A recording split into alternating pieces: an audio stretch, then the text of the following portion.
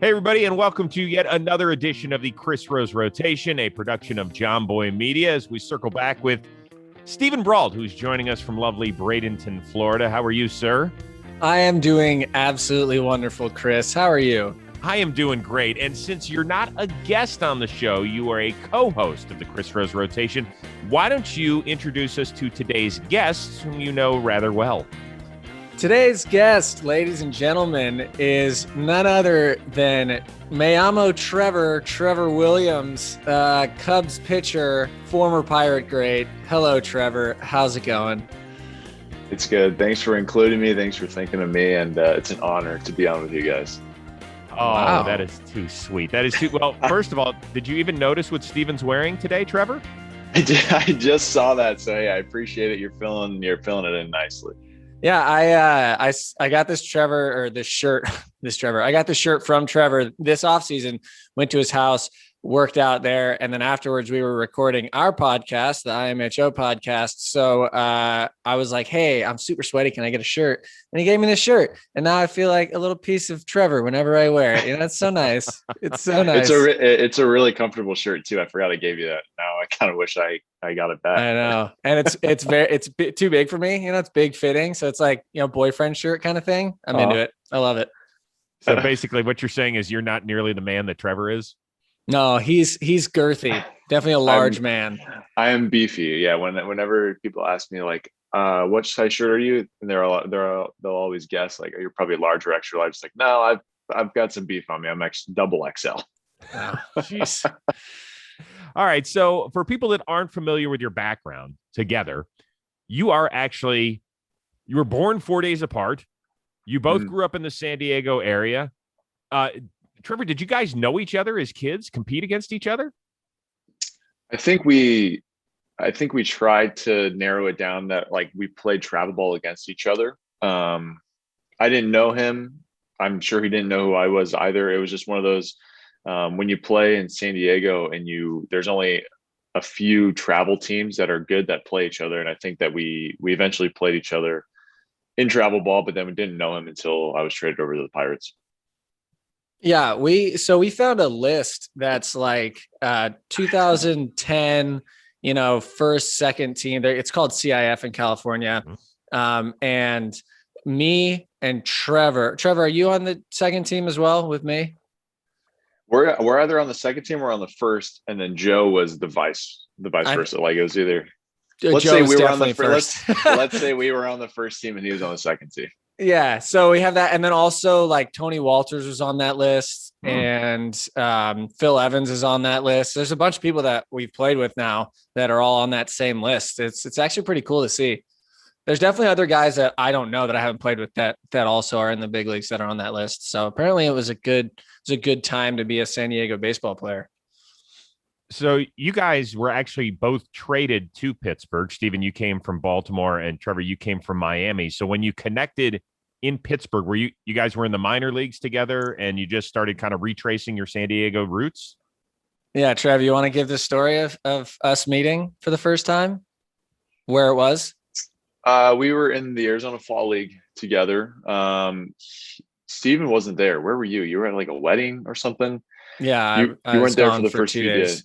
Yeah, he wasn't there for the first 2 days, and everyone was hyping him up like he was this great dude, and he's from San Diego. We're gonna connect, and that was really it. And that's where we met and started connecting. Trevor actually didn't have a Pirates uniform for the first week, so he had to wear a uniform that said Duncan on the back for the guy that was going to be like our replacement. You know, if somebody got injured, so he was Frank Duncan for about 5 days. That's beautiful. Yeah. Steven was actually traded for a major leaguer, Travis Snyder. You were traded for a player and someone else. The transaction says I was traded for Richard Mitchell, minor leaguer. but the story goes that I was traded as compensation for a couple front office personnel guys. So it was a quote unquote pitching guru named Jim Benedict, I believe, who spent a couple of years in Miami.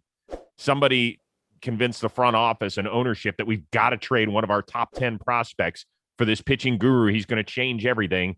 That blew up in their face. And were you like, I can't believe I just got traded for like a front office dude?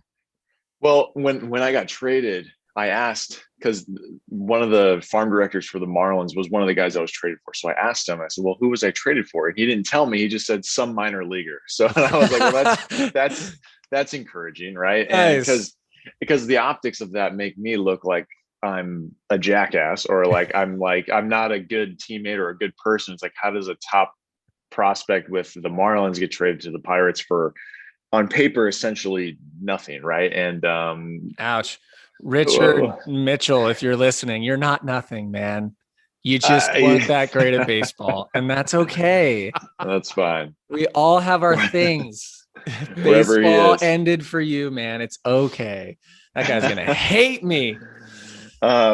Wherever he is. So like the weeks after that, it started coming to light that I was the compensation pick, and I've never met Jim Benedict, never had a conversation with him. And that was really it. And then been with the Pirates. I was with the Pirates ever since then. And then now in the Cubbies. Okay. Well, there's a lot in between arriving in there's not much. Yeah, that's it. It's been the times that Trevor and I have spent together though have been really good. I think we get along pretty well. We had to work out. I worked out at his place all off season because of COVID, and he has a home gym in his place in San Diego. So we got to spend a lot of time together, did our throwing together and everything. It was super fun.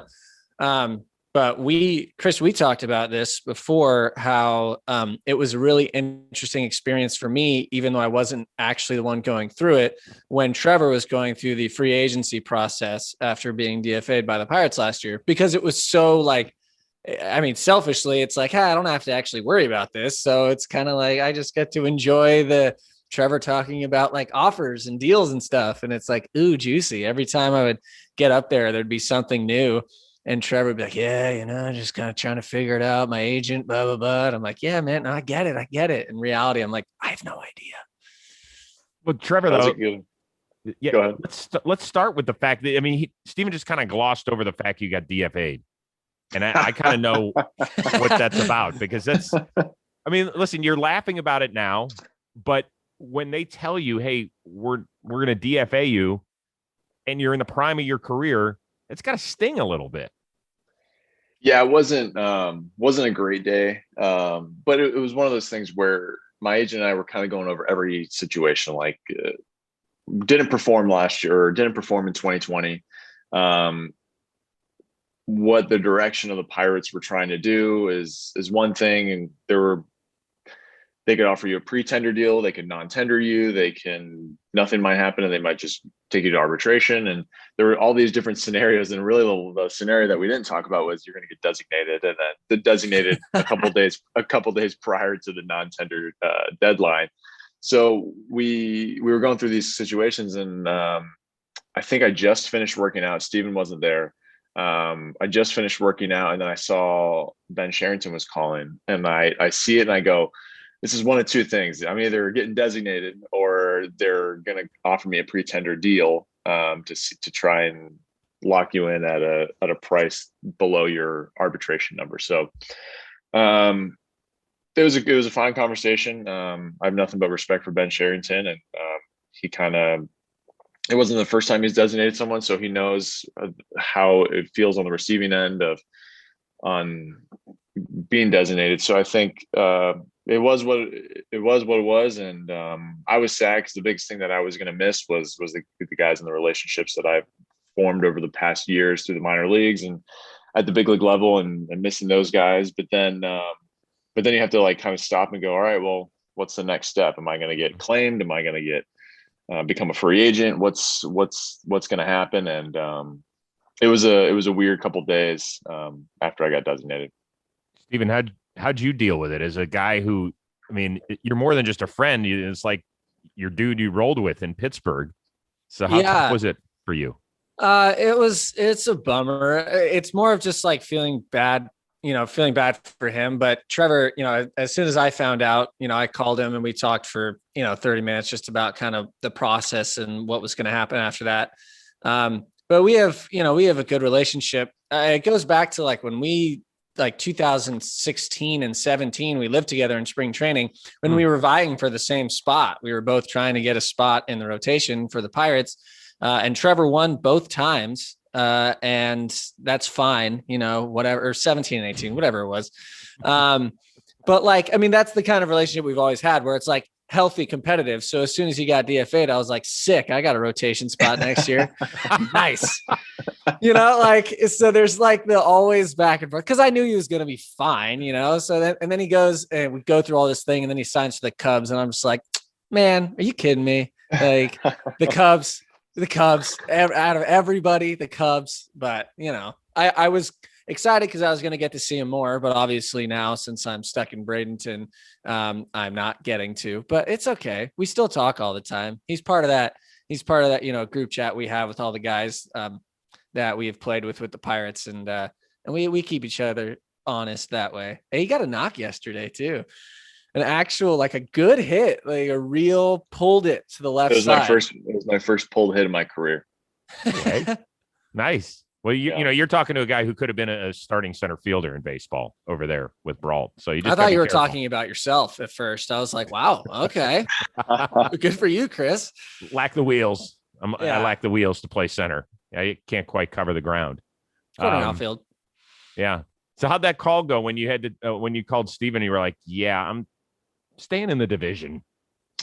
Well, that week or 2 weeks leading up to it, my free agency was for the first, after I got designated to the non-tender deadline, it was crazy. Like it was like pretty much every team was calling and showing interest, and like what really is showing interest, right? It's, we like you, but you're a great guy, but. And so like whatever that means, and then it's like, all right, well then let's put up or shut up. So yeah, like thanks for calling, appreciate it, bye. Yeah, cool. Like you're a great dude, however your fastball sucks, right? Like so like whatever. But the first couple weeks was busy, and then there was like a lull period of like nothing, where Steven like saw me bang my head on the wall more and more continuously, like throughout this like lull period.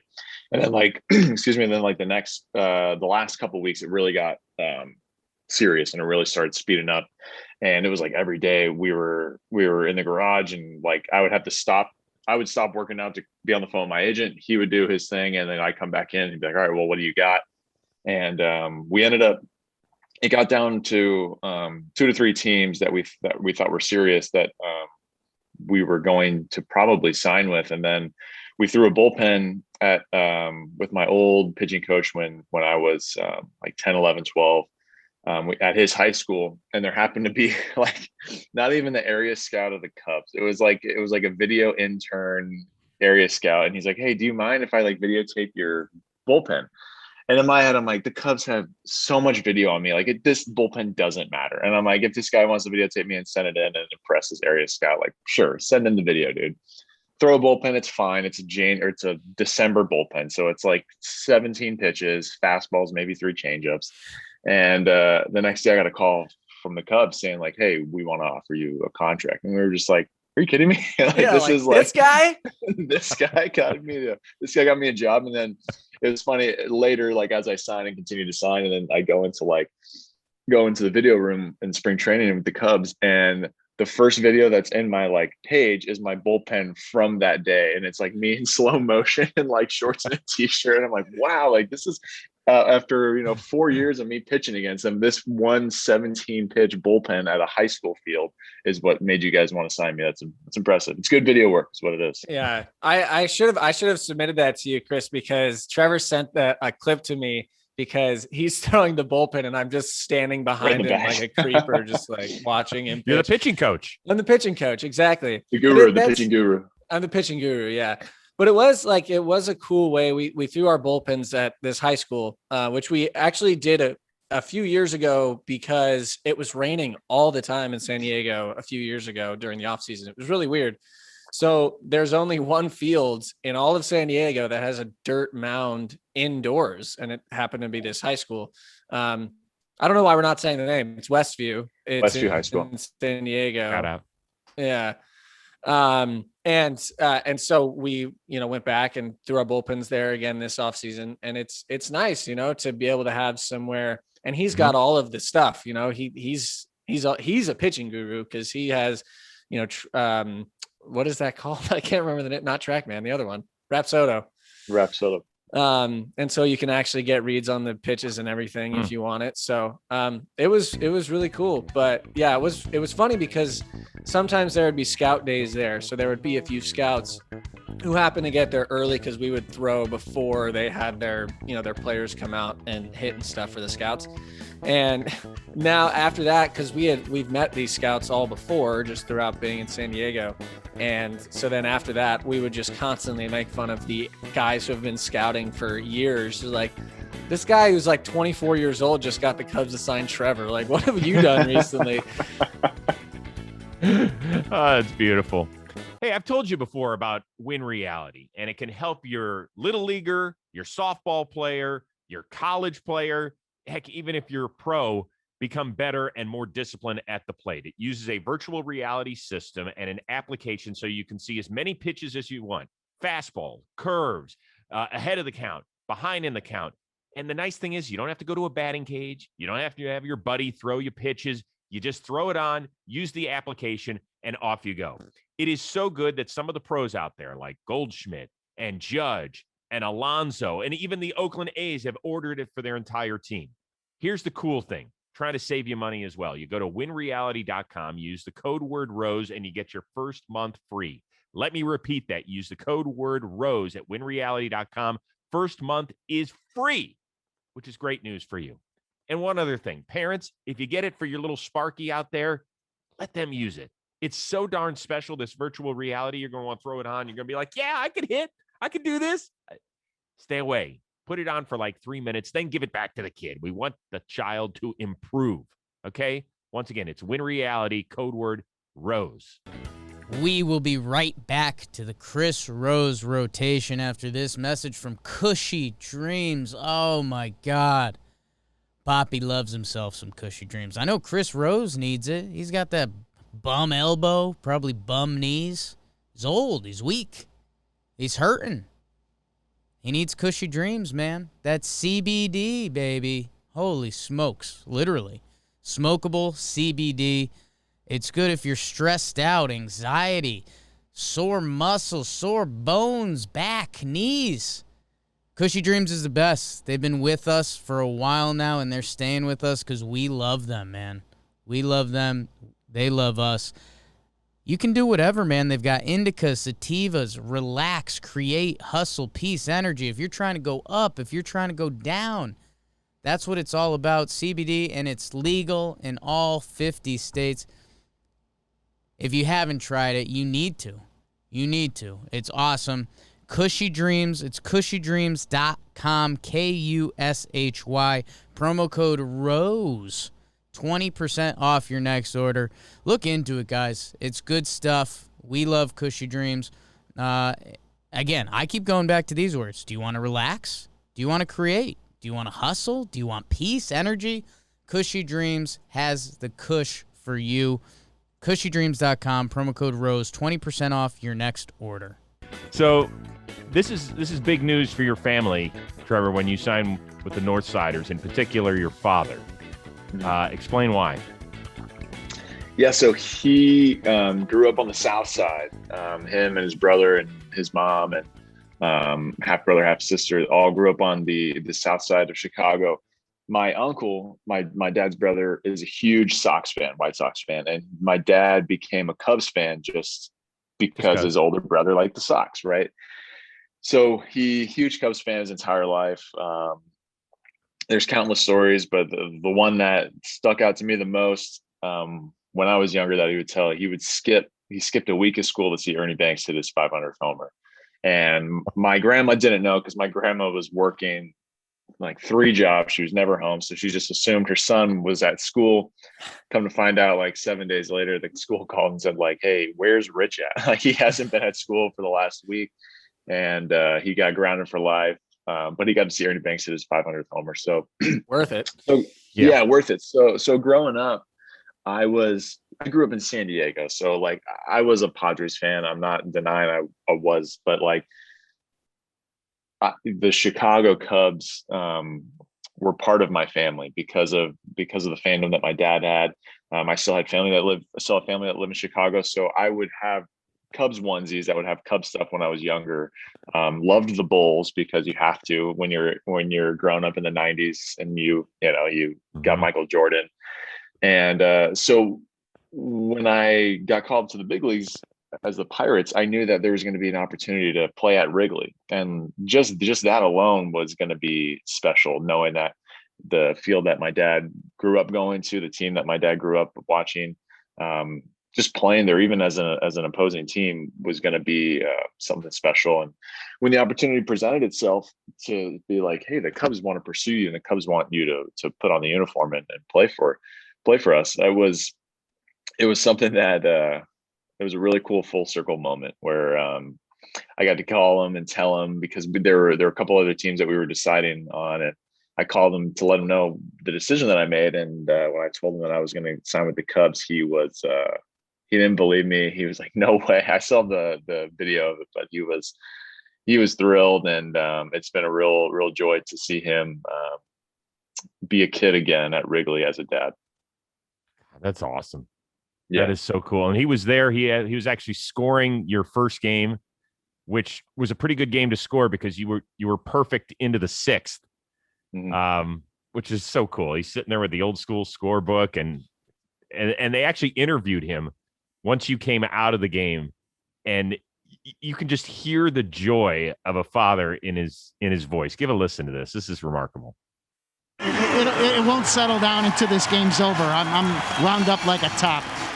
I've been here so many times, and I've watched so many great players get on that mound, and I knew this afternoon my son was going to do it, so I was extremely proud, beaming from ear to ear, almost like a tear in my eye. But I really enjoyed every second of it, and I'm just blessed. I'm blessed. I keep score, so I knew what was going on. I know it, and but you don't say it. That's a jinx, and my two sons are here, and nobody talked about it, but he looked beautiful. He really did get tired at the end, but he looked really beautiful to me, at least.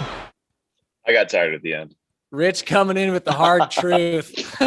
I got tired at the end. I kind of knew what was going to happen in 2021. With all these no hitters, I didn't want to be the first to throw it because it's not that cool anymore. Yeah, it's not that cool anymore. The pitching into the sixth, with a no hitter is cool. Not finishing it. Right. It's actually harder to do to purposely choose when to stop throwing the no hitter. Right. Exactly. Yep. Steven, when do you choose to stop throwing it? Usually at the first batter, second maybe. That's usually when I start. I'm like, you know what? I'm gonna. Trevor, have you ever thrown a no hitter in your entire life, like at any level? I've not a 9 inning. I've thrown like a 6 inning, like a mercy rule no hitter. Okay, yeah. As I've never done it. I've gotten decently close. I've had a few one hitters. I had a 7 inning game where I gave it 1 hit with 2 outs in the 6th or in the 7th, so that was a bummer. But no, never done it. I just don't have this stuff, Chris. Okay. Not that. I'm not a no hitter kind of guy. Maybe it's a mental thing. Maybe I just can't get over that hurdle. Yeah. Well, maybe Trevor can be your pitching guru one day and kind of get you over that mountain. We'll see if that would be really helpful. Thank you. Can I circle back for a second to the interview? It was so great to listen to him, in part because people might not know his backstory. He didn't think he would be there to see that day, correct? Yeah. So in 2015, he was the month of October in 2015 for my family and I was something we won't forget. So my first son was born October 2nd, and that was crazy in itself because first time dad, it was first time grandkid for both of my wife and my family. And then 2 weeks later, we had to move from Florida to Arizona for the fall league, which I'm already pissed about because I'm like, no one really wants to go to the fall league. Honestly, no one really wants to go because it's your off season and you've got to prepare for your season because whatever. So I was mad about that. I was mad that I had to leave after 2 weeks and fly across country with a 2-week-old. And then I get to Arizona, and then I get shut down immediately because the new regime with the Marlins told me to stop throwing. So then I'm pissed again, and then come to find out that I'm not throwing because I just got traded. Okay, because they were working on the trade for the week. So when that happened, when I got traded, the first thing I do is call up my dad, and he didn't answer, and he always answers his phone or calls me back immediately. He didn't answer. I left him a message, said, call me back whenever you get a second. Told my wife, told everyone else I got traded, and my dad didn't call me till like 4 or 5 hours later.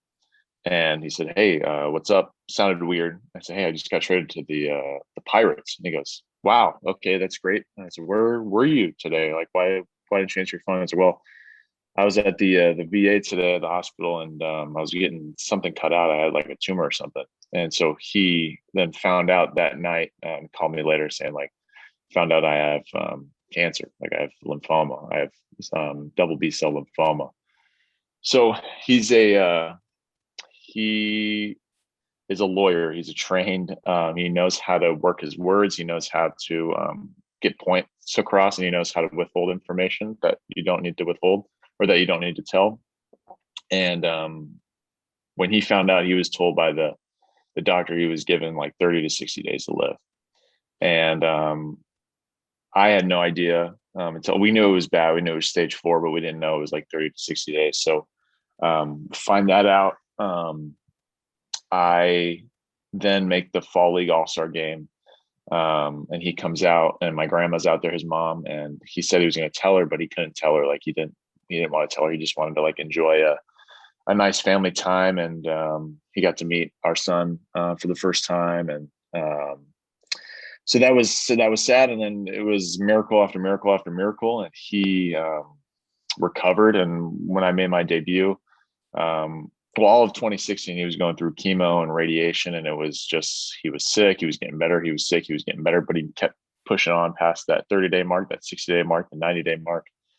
And this entire time in 2016 was everyone was getting called up. Everyone on that team. Steven was there. Like, Steven, I think, was the first. One of the first. Chad and JMO went up before me. So, but like everyone on that Indy team was getting called up. There was like 12 or 13, and everyone was getting called up except for me, right? Except for me. And I was pitching well, and I knew that like my dad was on limited time, and I wanted him, to see me make my debut. And it's funny to look back now, because as humans, you want to be able to control everything and know like this is the perfect timing for everything. But there was always a piece knowing whenever I would like sit back and reflect and be like, why aren't I getting called up? And there's always a piece of like, don't wait, like, or don't worry, like the time will be perfect when it happens. And got called up in September, and made my debut, got win in my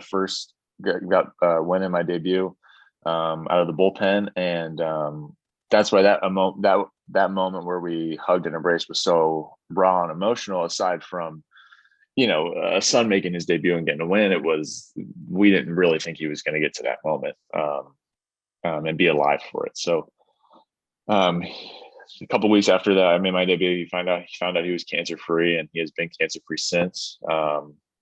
And everything, his mood has changed.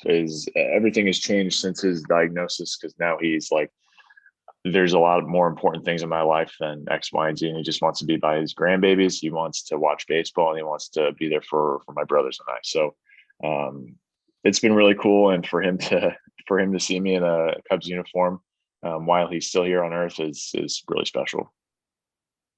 It's amazing. Yeah. Steven, did you know he was going through all this? Not at the time. No, Trevor kind of told us like a little bit, but not very much. We figured all this out the next year, I think in 17 is when, after everything had come through and his dad was doing well and everything, that was when Trevor felt more comfortable sharing it. And I think that,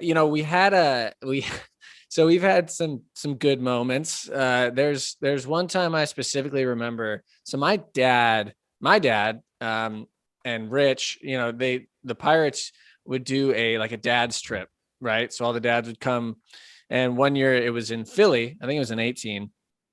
And my dad and Trevor's dad were sitting at the hotel bar and, having drinks. And we were, the four of us were hanging out and we're like, all right, we got to get up in the morning. We'll see you guys for breakfast, whatever, and leave. The next morning I come down to have breakfast at 9 a.m. and my dad is an early riser, early to bed, early rise. And he is just bloodshot eyes, just like, and I'm like, geez, what happened to you? And he's like, me and Rich stayed up till like 4 a.m. drinking in the hotel bar. I'm like, damn, I didn't know you did that. And he's like, I haven't done that in so long. It's so funny. It was so good. But whenever I think about Rich, I always say my description of him is that he's just an emotional wreck. He always is. He's just, he's a really funny guy. He's a lot of fun. He's very wise. But also all because of that video of him just crying.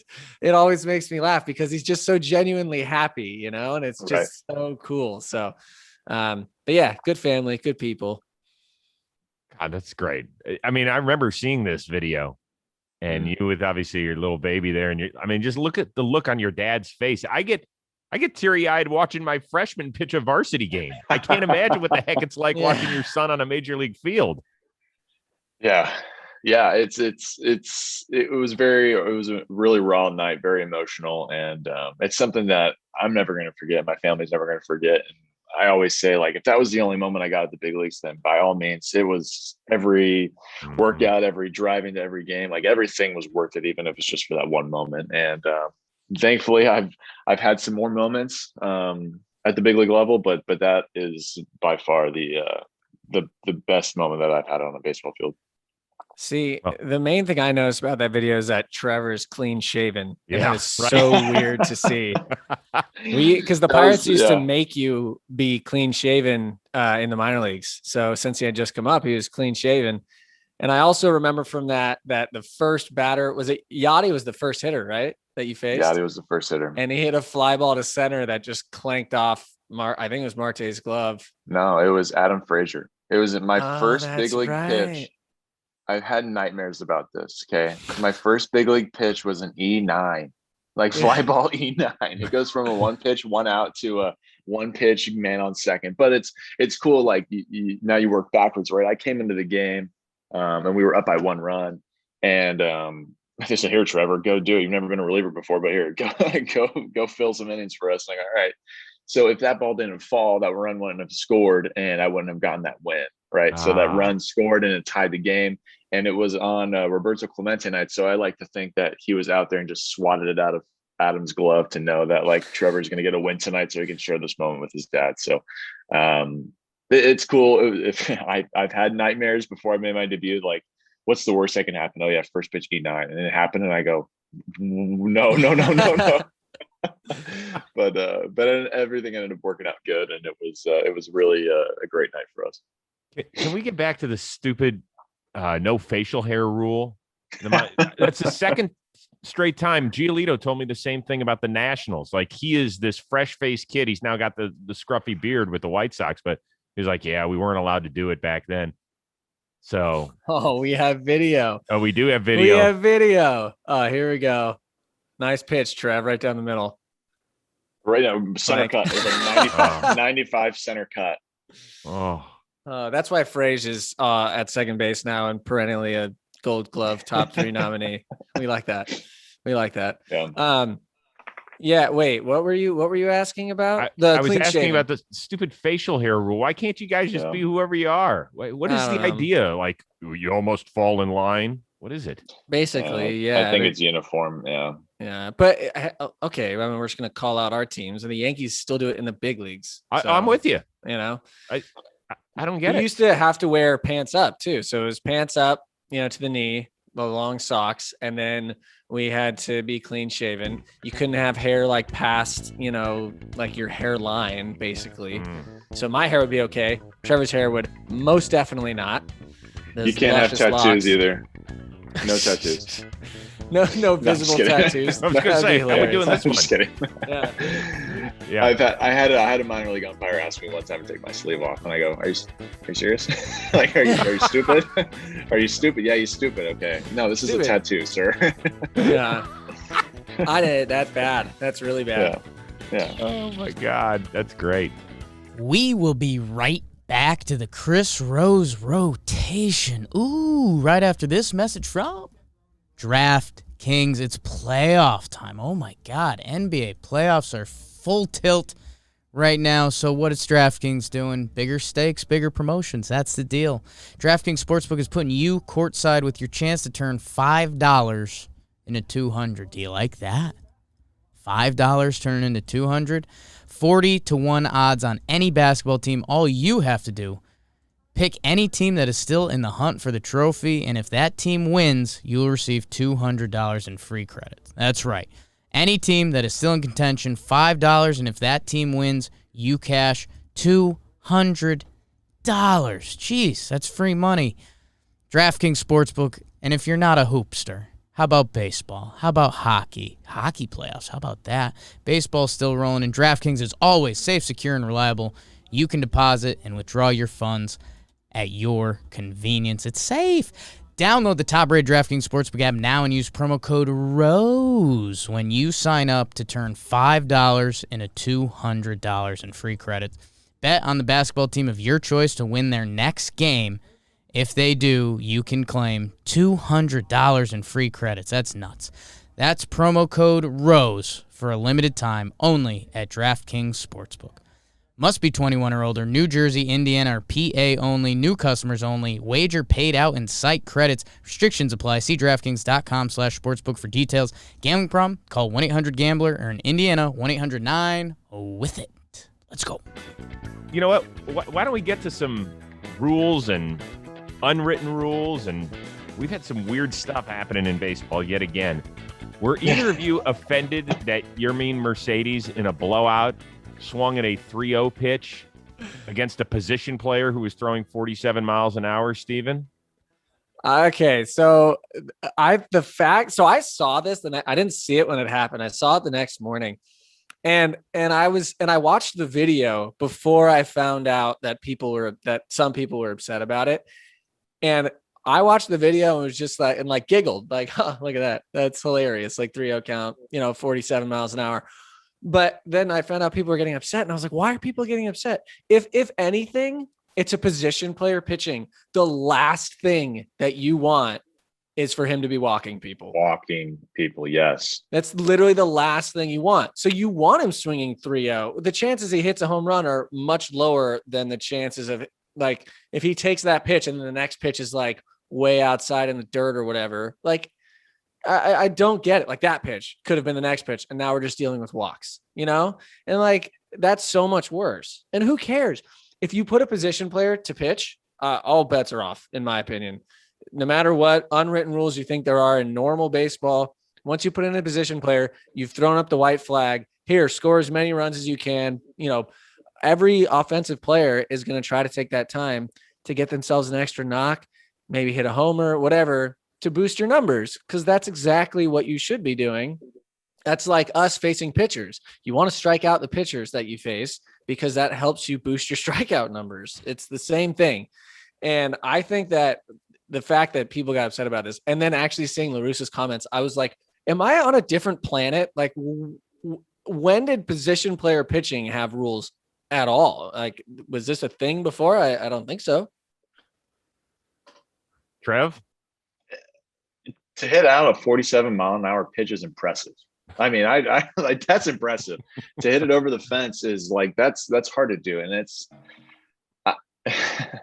I just don't believe that people are mad about it. I really don't. I think this is all a joke. And I think this isn't serious. Someone's actually mad about this. I would like to let you know that Trevor also thinks that the NBA is actually rigged and it's all scripted and set up. So, take it with a grain of salt. So but weird. He's right. So weird. Yeah, so weird. Who got into the playoffs on that playing game? That's so strange. But he's right. He is right. They've been doing this ever since they fixed Patrick Ewing going into the Knicks in 1985, where they froze the card and bent the corner. I am 100% on that train, Trevor. I'm with you. Yeah, the script got leaked for 2022. It's somewhere on the internet right now, so we gotta go search for it. But I mean, it's. I don't believe that people were mad about it. I really don't. The same thing about last year with Tatis swinging 3-0. Like, he could have easily hit into a double play, or he could have easily lined out at someone. Like I just don't understand why people are mad about certain things. There are certain things to be mad about, by all means. That's not one of them. It's Like really what? not one of them. Give me a for instance. Is it stealing up 10? Is that one? Yeah, that's we're tagging, like, I don't know. That, like, mad, like relatively mad, right? Like, not like pissed where you're going to throw behind someone, but like, don't steal. The game's over, right? Like, don't defensive indifference. The game's over. Like, I don't know. But to me, this would have blown over. It just would have been another incident of another team being pissed off that they got blown out and somebody swung 3-0, except it was Tony La Russa calling out his player the next day before the game. He called Yermin Mercedes, who's 28 years old, he called him clueless. Now, if your manager calls one of your teammates clueless publicly, aren't you pissed off, Steven? Yeah, I mean, that breaks, in my opinion, that kind of breaks all of the clubhouse protocol stuff. Like, even if you think he's clueless and he's wrong, I feel like that's something you have a private conversation about, and you just kind of move past the question, however you have to in the press conference. But yeah, dude, this is crazy to me. I never thought I would see Tony La Russa say these things. I didn't know he felt that way. Honestly, I guess it's just a remnants of baseball past that are still hanging around. But I didn't even know this was a thing anyway. So confusing, to be sure. I hope Tony La Russa is just in on the meme and this is all one big joke, because that I really don't believe it. I don't believe that anyone's mad about this. But it is a tough look, and it was surprising to hear that. And I mean, I'm sure they're having conversations behind closed doors in that White Sox clubhouse, I'm sure.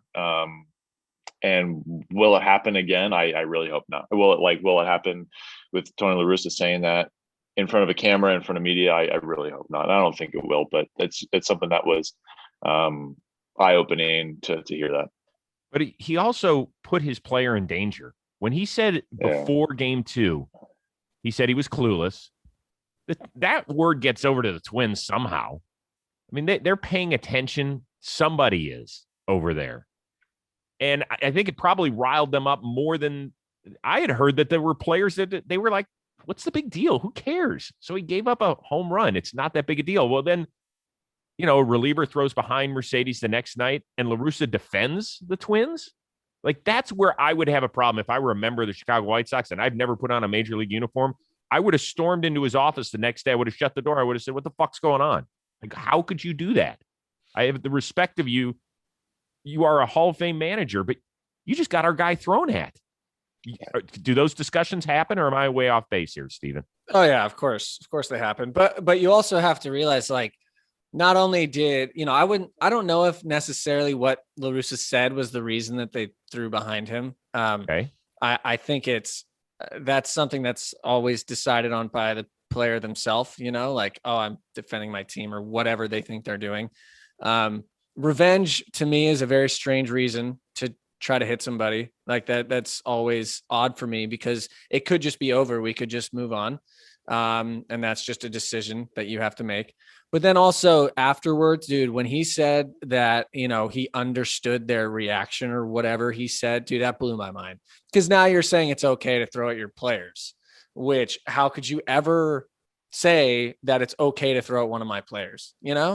Like, that's completely backwards. No matter what you say after, you could say, yeah, he's clueless because that's a dumb thing to do. We're going to have a conversation about it and make sure it doesn't happen again moving forward. Okay. But then after he gets thrown at, the reaction should always be, that's not okay. No matter what the situation is, it's not okay. You threw at one of my players. It's not okay.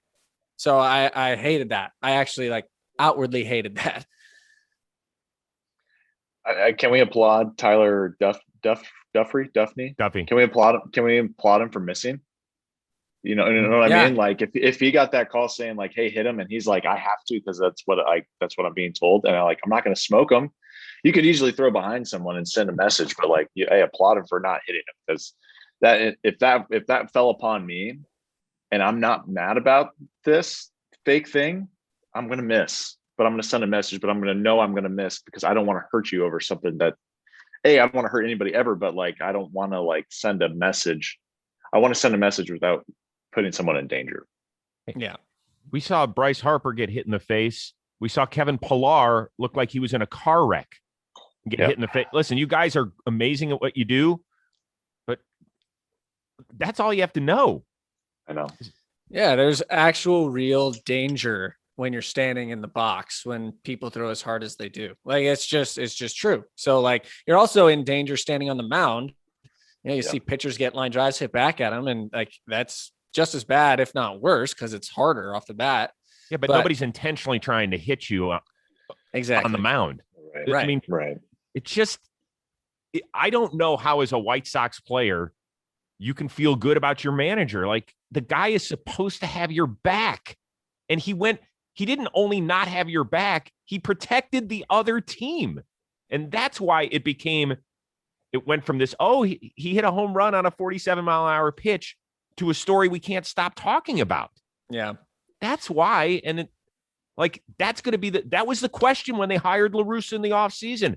How is he going to relate to a young, excitable team that's got personality?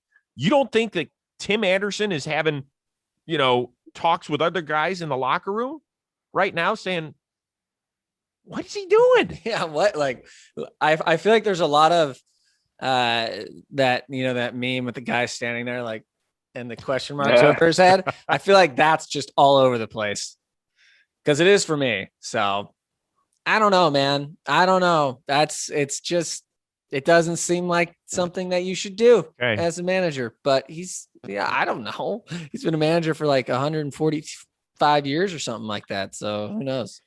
All right. I want to get your opinion on something that came out in The Athletic, a major article talking about pitchers using foreign substances to grip the ball.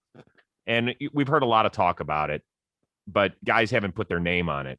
And now some active players have, including a catcher and a really good one in JT Realmuto of the Phillies. He said, listen, I think the substance issue is real.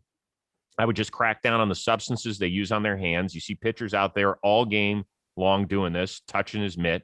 They're not doing anything about it. I think if they crack down on it, that would honestly help the offense a lot. Get the ball in play, et cetera, et cetera. Is it a major problem right now, Trevor? There's a couple thoughts on this. If they're going to have a rule in place, enforce it, because there are blatant. There is blatant like. There's blatant like I'm getting pine tar and putting it on my hand. There's a couple arguments. The argument that the pitchers need pine tar or sticky substances to not hit you is a gross argument that holds no weight. That the guys are getting hit at a crazy rate. So like to say that you need stick to not hit a person that argument doesn't work. What needs to happen is the balls, for whatever reason this year and last year, are dusty. I don't know if they're in the pockets of the umpires. The rosin mix they're using is different. They are dusty and they have a different feel. When it is cold, it is hard to grip the baseball. Does rosin helps you grip a ball when you have some sort of moisture to go with it, like sweat. That helps you grip the ball with rosin. When it's cold and you just have rosin, that turns into a cue ball, and it's hard to grip. It really is. Does that mean I'm going to let one that has the potential to sail? Maybe. But to say that we need a certain sticky substance to, so we don't hit batters, that argument doesn't work for me. Sunscreen and rosin is absurdly sticky, and you're telling me, well, I can't protect my body from these harmful UV rays. Like, yes, I'm going to put sunscreen on my arm and I'm going to put rosin where I'm at, but like pine tar is less sticky than sunscreen and rosin. It is. The stuff that some guys are using, that's like ceramic cement, that shouldn't be, that is illegal, right? I think what needs to happen is there some sort of mix that like you can use X, Y, or Z, and you can use some sort of that mix, whether a lot or a little.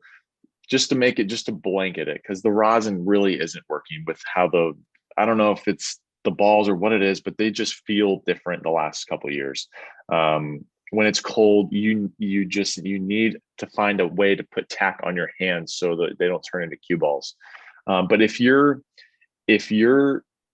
have this substance that isn't pine tar or sunscreen rosin or whatever it is, and you're actively going to that so you can turn your 2,500 slider into a 29 or 3,000 slider for that one pitch, that is cheating, right? Like that is an athletic advantage that is cheating. And a lot of guys are doing that. Just if you watch a pitcher all game, you will find out where he has it.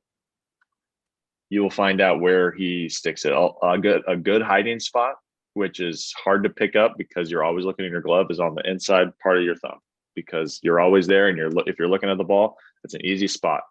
But everyone has their spots: under the belt, hat. I mean, rosin mixed with sweat. Like I said, a lot of guys have rosin on their hat because rosin mixed with sweat gives you that tack that is legal, that they provide that rosin for you to increase your grip. But that works in the summertime when it's hot. When it's cold, that rosin is detrimental to you trying to get grip on that baseball. Is it a huge problem? It becomes a huge problem when you've got the guys that are throwing fastballs exclusively at the top of the zone, and there's a lot of errant ones up and in. There's other arguments you can make too. Like, as starting pitchers, Steven and I, you go over scouting reports and you want to know where guys' high swing and misses. If a guy's got high swing and miss percentage up and in, as a pitcher, you want to attack that when you know you need to get a swing and miss, right? Sometimes when you go down and away, you miss over the middle, meaning, so sometimes if I miss up and in, it's going to go arm side. Should you live there like some guys do? If you can't live there, then it becomes a problem. And if you say you need sticky to live there, I don't really buy that argument. I don't think that's a good argument. But I think there needs to be some sort of something other than rosin and sunscreen and rosin, because like if you've never done sunscreen and rosin, next time you go to the field, load up your hand with sunscreen and then just grab that rosin bag and you'll be like, this is insane. Like, this is way too much. Because you could just, it's, I don't know. Those are my thoughts on it. Yeah. So there's like, they have all the numbers on that article on The Athletic about like spin rate going up and everything. And I think the most important thing, there's going to be higher spin rate now because people are just generally throwing harder and, working on stuff from an earlier age and doing it more often, all that stuff. But the thing that's concerning is the jumps in like, an off season, you know what I mean? Like if you're going from, like Trevor said, if I've got a 2,500 spin rate slider and I come in next year, now it's 3,100. How did you get your spin rate up? Well, I really focused on my arm path and no, you didn't. You're using stick. Like that's what happened. And the problem is that it's because we have rosin and because sunscreen is allowed and because that has existed for forever, there's like this baseline of allowed stuff, like they give you rosin to use. So then people are just like, okay, well, I'm using rosin to make sure that I have good tack. Okay, well, but pine tar is a little bit better, so I'll use that. And now people are going on the internet and buying, like what he said, like ceramic cement or whatever. And it's like glue. And, that was like in that report, they talk about having baseballs come out where there's like literally like strings of glue coming off the ball. And that's not okay, because that's cheating. It's cheating. I hate it, but also it's funny because it's like, it's like the gateway stick, rosin, and then rosin and sunscreen, and then pine tar, and then whatever else people are using. But I think it's weird. Like they're going to have to crack down on it. The problem is, how do you do it?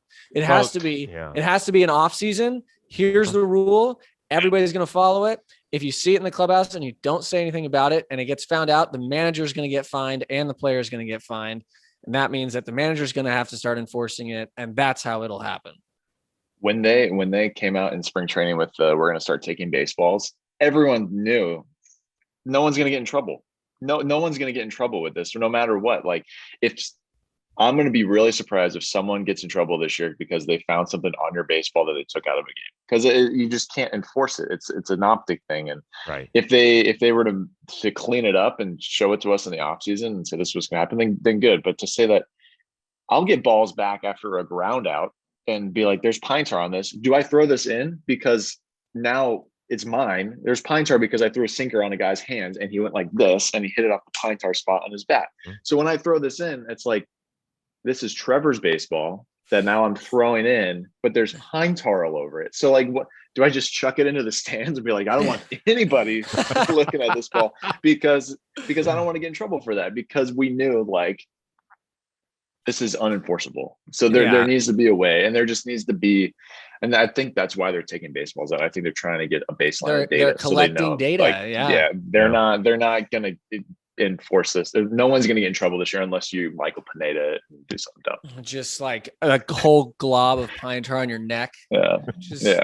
That was one of the most absurd things I've ever seen. It just it was silly. It was like, so funny when they like show it on TV and it's just like, wow, that's a very, very shiny patch of skin, like incredibly shiny patch of skin.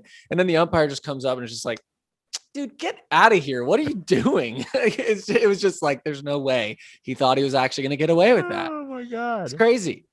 Oh man. That's all right. Well, guys, thanks for your honesty. We appreciate the insight.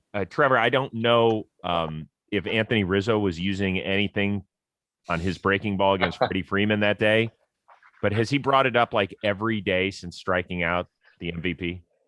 Every day, every single day. And it was funny because like this is funny. The position player is pitching and he struck out a position player. So like the counter argument to what we're talking about of like you can't swing 3-0. Like, is Freddie not supposed to swing 0-2? Like, are you not supposed to strike out against a position player? Like, what's the inverse of that argument? Because this is insane. But yes, he has been brought it up, and he did bring it up saying like, I did this with no sticky. So in your guys' face, it's possible, guys. I mean, it's not a bad breaking ball. It's very slow, obviously, but it's got some hump to it, low and away. It's a good gravity ball. Good gravity ball, man. I think he actually spun it the opposite way that he wants it to spin, and gravity literally just pulled it down there. But hey, it works. That's fun. See the game. Look, the game's out of reach. A position player's pitching in the seventh inning. I know this is a 7-inning game, so that's different. But people are having fun because the game's over. The game's over essentially once you put in a position player, right? So my buddy and I were actually John, who came on the show last time.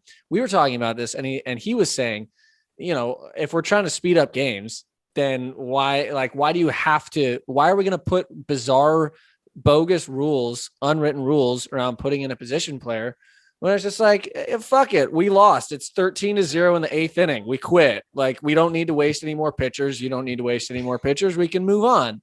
And it's like, why not just do that if we're so concerned with all this ridiculous stuff, Well, we talked about this, like extreme baseball rules. What would you change about?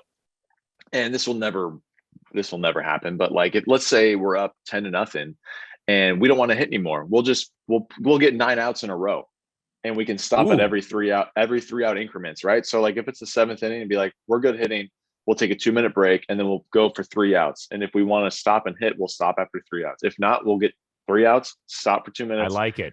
6 outs. I love outs, this rule. Game's over. But the position players hitting aren't going to be stoked. Right. But that'll speed the game up, and it'll save arms. It'll save, like, just be like, oh, we don't need to hit anymore. We're okay. We'll get 9 outs in a row. Yeah, we did a podcast at one point about our extreme baseball league rules, because it was when the XFL was coming back. So we were talking about like, okay, if we made it extreme baseball, what would we do? And that was actually really fun because one of my personal favorites that I did was that there's no such thing as weather delays or postponements or anything. You play in whatever it is. It's just like a different game. It's like football. The insurance overriders are flipping over in their graves on this one. It's called extreme baseball. Extreme baseball. We also had no foul balls. Anything that you hit. Put nets everywhere, no foul balls. It's like in cricket. Yeah. Anywhere you hit it, balls in play. I'm in. We also played if you decide to round home and go back to first, you can do that. And first base would be once again a force out if you couldn't make it in time. So like if you should become a force out though, that should now be a tag out. If you have scored a run, I'm with you. Oh, it's just restarting the. But he has to make it back to first before anybody gets him out. Well, yeah, but that's like, you're on third base. A guy hits a double in the gap. You just go all the way to first. Okay. You don't have to do it, but it's it's like in real baseball, when you run through first and the ball goes by, if you commit to going, then you can get tagged out. Right. It'd be the same idea. Okay. Do you like starting with a 2-1 count? No. Why would I want to do that? Boo. In college, we always did 1-1. Yeah. Hey, you want to? This is a pitcher talking. Okay, I got my pitcher hat on. You want to speed the game up? Make that strike zone huge. Okay, get guys swinging and make the strike zone huge. We're thrown into a shoebox right now, and that's why there's a lot of takes. That's why there's a lot of 2-2 counts, 3-2 counts, because it's a shoebox. Then why the hell are there so many strikeouts? Stick. But no, because people are nasty. Good guys swinging. Yeah, people are so nasty, dude. So this wasn't on the schedule. Exhibit A, Anthony Rizzo. Yeah, exactly. This wasn't on the schedule for the podcast, but I feel like since it just happened, we have to talk about the Palm Beach Cardinals tweeting about Jacob deGrom pitching against them. That was absolutely hilarious. It was great. Dude, but imagine being a 19-year-old kid down there in low A. I mean, what an opportunity of a lifetime to pitch against one of the best. That's so cool. And you get to swing hard. You swing as hard as you can and you punch out and you can just go, yeah. Dude. If you're the high A hitting coach for the Palm Beach Cardinals, like, do you even have a meeting with your team? Like, hey, we're gonna work them to 2 strikes today. Yeah, like, hey guys, the game starts in the 4th inning. That's what you say.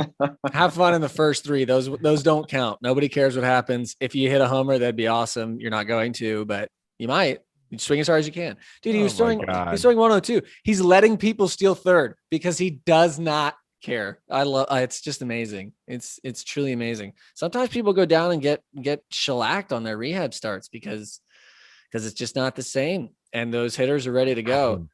No, not him. Are you kidding me? He could be pitching against a beer league softball team and he's going to throw 100. He's going to do it. Have either of you stepped in against deGrom? I have. And I have. I'm glad I didn't have to bunt. I'm really glad I didn't have to bunt. Did you punch? I'm sure I did. I'm sure I did. You're really bad. Hey, I've got 17 hits. I'm a 200 hitter right now. Okay, I'm a 200 hitter. Wow. I've won one of my last one. I'm swinging the bat pretty well right now. You know why? Because I take BP with Jake Arrieta every day, and that is some impressive BP. Oh yeah, he can do. So it. I'm trying to keep up, and we choose the right days to take BP on the field at Wrigley. We'll look at the flags and be like, today's a good day to take BP. Yeah. Wind's blowing in. Today's a good day to bunt. Hey, my third major league start was against Jake Arrieta in Chicago when that was the year he won the Cy Young. No, he won it in 15. Yeah. But it was in 16 when they won the World Series in like late August and a Friday night game in Wrigley of all things. And like 50,000 people there. I was shitting my pants. And Jake Arrieta had a 14 pitch at bat against me. 14 pitches. And I eventually struck him out with a slider, but he fouled off so many fastballs and every pitch, like after pitch, like 7, the whole crowd is on their feet screaming. And I'm just like, I hope he doesn't hit a home run. Cause if he hits a home run, it's going to like the stadium is going to collapse. It's going to collapse. He still got a full on standing ovation after I struck him out. So it was pretty cool. I think you pitched another game a Friday afternoon. We were supposed to come on after the Pirates Cubs game. It was like a ridiculously high scoring game. And, intentional talk gets pushed off the air if it's after like 5:30 Eastern, like they put on MLB Tonight early. And let's just say you didn't have one of your better games. Are you talking about when I gave up 10 runs? Yes, that one. Yeah. That was a fun one. I really enjoyed that. I was screaming at the TV. I was like, Brault, I love you, buddy. Can you get some outs here so we can actually do some television? See, that was one of those days I decided to give up the no hitter after the first hitter. Good callback. Good callback. Thank you. All right. Two quick things before we let you go, Trevor, because I know you have a day job. Brault just gets to do whatever in Bradenton. I actually have an off day today. I literally have nothing. I'm going to start drinking wine here pretty soon. Perfect. Serve it up. All right. This is the wheel of moderately interesting things. So we've got some new categories, Steven. You'll be excited to know. Doggy style, I think, is new. Trippin', hot friend, to go along with paper trail and job fair. So here we go. I'm excited. What? Just along for the ride. Yeah, no, I have no idea what's going on either. So, Friend. hot friend. What do you think, Steven? What do you think hot friend is? Who's your hottest friend? No, that would be way too easy. It's how do you like your coffee or your tea? What do you order up? Oh, actually, Trevor's a very good person to ask this. I usually just go coffee pot black, and I nothing special. I don't like do a pour over. I don't do French press. I do that if there are other people around who want fancy coffee. But it's just sitting in the pot, ready to go whenever I want it. That's the way I do it. Trevor? Like black coffee, like doing pour overs, like doing the French press. If it's hot out, love the iced coffee. Big one of the off season was the oat milk latte. Really big fan of that one. Yeah, you got me on that. That's good stuff. Yeah, it's a good little creaminess to it. But I think I made you coffee every day during the off season. Yeah, I mean every day I was there. Yeah, I will say this is a little call out to somebody else we are good friends with, Chad Cool. After living with him this year, found out he's a huge nighttime tea drinker. Had no idea. He had one every night. Earl Grey, chamomile, chamomile, I believe it was. Yeah, chamomile. And I think he probably hates that I'm saying this in a public forum, but I mean, don't drink tea all the time if you don't want me to say you drink tea all the time. Does he put it in a teacup? Oh yeah, his mug, everything. Yeah, he loves it. Mug or teacup? Oh no, mug. How would he? Dude, we were in an Airbnb. Yeah, I mean, you're playing the odds that there's a teacup there. You know, you never know. It is in Florida, so pretty high chance. And then the last thing we always do on this show is Mrs. Rose's homework assignment. Trevor, I know you're a big avid viewer and listener of the Chris Rose rotation. Not really, but Mrs. Rose, my wife, was an elementary school teacher back in the day. So she gives our guys a homework assignment. And so, Steven, how'd you do on your homework assignment? I'm sorry, Mrs. Rose. I did not go to the beach in the last 2 weeks. I kind of, I procrastinated, and then it got cloudy, and then I didn't do it. And this is bad. I feel terrible. I think that brings my average grade down quite a bit because I had a few A's. Now I got a solid fat F. Or an incomplete.